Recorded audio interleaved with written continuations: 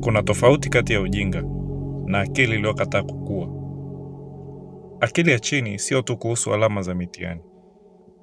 Ni kuhusu jinsi mtu anavyofikiri, anavyoitikia na anavyokuwa. Usiogope. Katika video hii tutachambua saikolojia ya mtu mwenye uwezo mdogo wa kufikiri.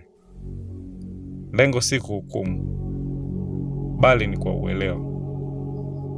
Kwa sababu mara unapoyaona haya, hutaweza kutuona tena. Twende kazi. Namba 1. Kujiamini kupita kiasi bila msingi wa kweli. Sifa ya kwanza ya mtu mwenye akili ndogo ni kujiamini kusikostahiliwa. Sio kujiamini kunakotokana na uzoefu. Sio kujiamini kunakotokana na ujuzi. Bali kujiamini kunakotokana na udanganyifu. Watu hawa mara nyingi huzungumza kwa sauti kubwa zaidi. Hukatiza wengine mara nyingi na utawala mazungumzo. Lakini mawazo yao huanguka chini ya hata maswali ya kawaida. Kwa nini? Kwa sababu wanachanganya kufahamu kwa kusikia na uelewa wa kina. Wamesikia kitu mara moja, labda mara mbili, na sasa wanaamini wanakielewa kikamilifu. Akili ya kweli huwa makini.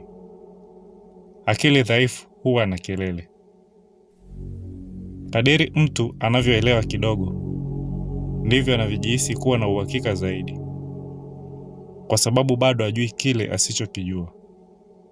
Hii huunda nafsi dhaifu inayohitaji kuonekana imara kila wakati. Namba 2. Kukataa kujifunza. Sifa ya pili ya mtu mwenye akili ndogo ni upinzani mkubwa dhidi ya kujifunza. Sio kwa sababu kujifunza haiwezekani, bali kwa sababu kujifunza hutishia utambulisho wao. Kujifunza ni kukubali sijui. Na kwa akili ndogo, hilo huonekana kama udhaifu. Hivyo badala ya kuwa na hamu ya kujua, wanakuwa wa kujitetea. Badala ya kuuliza maswali, wanapuuza majibu. Badala ya kukua, wanalinda hali yao ya sasa. Wanachanganya faraja na usahihi, na ukuaji unakuwa adui. Namba 3. Ugumu wa kuelewa mambo changamano. Akili ndogo hupambana na mambo yenye kina.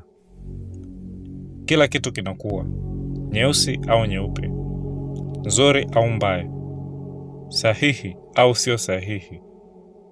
Hakuna katikati. Hakuna kina. Hakuna tabaka. Mifumo changamano au migumu huonekana kama mzigo. Hivyo wanarahisisha ukweli kuwa hadithi ngumu na kali. Hawatafuti ukweli. Wanatafuta faraja ya akili. Na faraja huishi katika urahisi. Lakini ukweli ni mgumu. Na kuepuka ugumu ni kuepuka ukweli wenyewe. Namba 4. Kukosa utulivu wa kihisia. Sifa nyingine ya mtu mwenye akili ndogo ni msukosuko wa kihisia. Matatizo madogo huhisi kama mashambulizi makubwa. Kutoelewana kidogo huhisi kama usaliti binafsi. Kwa sababu mtu anapokosa zana za kiakili kushughulikia hali kwa mantiki, hisia utawala. Mantiki hurudi nyuma. Mwitikio husonga mbele. Hii husababisha kufanya maamuzi pasipo kufikiri. Kutafsiri vibaya nia za watu. Kubadilisha matukio ya kawaida kuwa vitisho. Dunia yao ya ndani ni ya vurugu. Hivyo wanahisi dunia ya nje kuwa ni hatari. Namba 5. Kujifanya muhanga na kuwalaumu wengine. Akili ndogo huepuka uwajibikaji. Sio kwa sababu uwajibikaji ni mgumu, bali kwa sababu uwajibikaji unahitaji kujitafakari. Watu wenye akili ndogo hupenda kulaumu. Kwao kila kitu ni kosa la mtu mwingine. Wanalaumu mfumo, wazazi wao, bosi wao, mpenzi na jamii. Wao daima ni wahanga na hawapendi kujirekebisha, kwa sababu kama wanaamini kosa si lao, basi hakuna kinachohitaji kubadilika.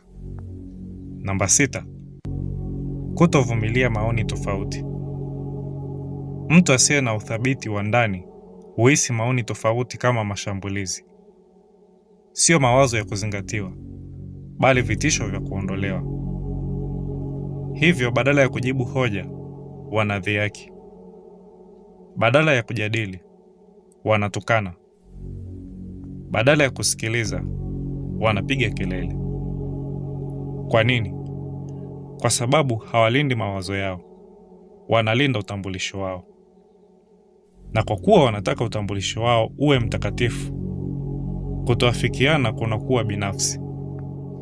Namba 7, mara kwa mara hukataa kukubali makosa. Kukubali kosa kunahitaji vitu viwili: ufahamu na unyenyekevu. Mtu mwenye akili ndogo hukosa vyote viwili.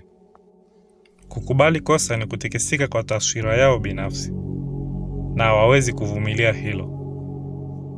Hivyo huandika upya historia, hubadilisha lawama, hubadilisha hadithi.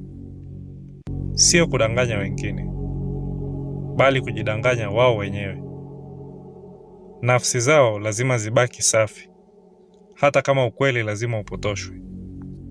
Namba 8, maamuzi ya haraka bila mipango. Sifa nyingine ya mtu au watu wenye akili ndogo ni msukumo wa ghafla. Hutenda kabla hawajafikiri, husema kabla hawajachakata, huamua kabla hawajaelewa. Kwa sababu kupanga kunahitaji kuona mbele, na kuona mbele kunahitaji kufikiri kwa usahihi. Hivyo badala ya hatua za kimkakati, wanaishi kwa mwitikio. Hisia za muda mfupi hubadilisha maono ya muda mrefu, na maisha yanakuwa mfululizo wa migogoro inayoweza kuepukika. Namba 9, kutegemea sana uthibitisho wa nje. Mtu mwenye akili ndogo hutegemea sana idhini ya nje: likes, sifa, kukubaliwa, umakini. Kwa sababu wanakosa uthabiti wa ndani, hawajui wao ni nani, hivyo wanakodisha utambulisho wao kwa wengine. Hii huwafanya wawe rahisi kudhibitiwa, wategemezi kihisia, wenye kiu ya kutambuliwa. Ukimya huhisiwa kama kukataliwa, kutoafikiana huhisiwa kama chuki, kutokujali huhisiwa kama kifo. Hivyo utafuta uthibitisho kila wakati kwamba wao ni muhimu. Umepata kitu? Tuambie nini unafikiri kwenye maoni. Vilevile usiache kuonyesha upendo kwa kulike na kusubscribe. Hadi wakati mwingine.